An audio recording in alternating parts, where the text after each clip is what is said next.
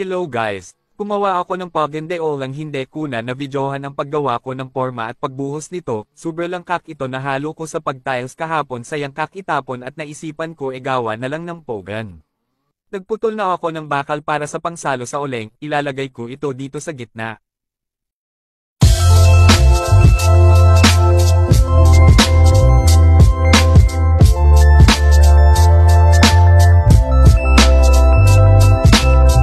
Tatanggalin ko na itong formang timba, lagot ako nito kay Lola ginagamit niya pala ito erinola. Yun.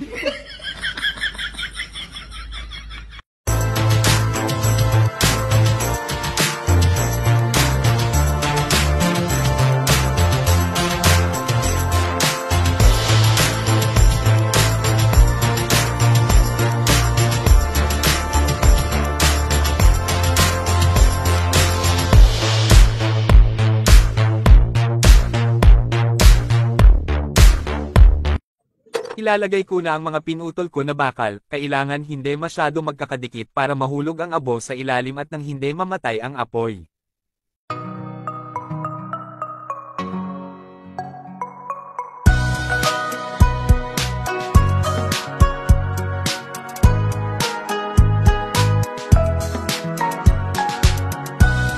At natapos ko na nga ang ginawa.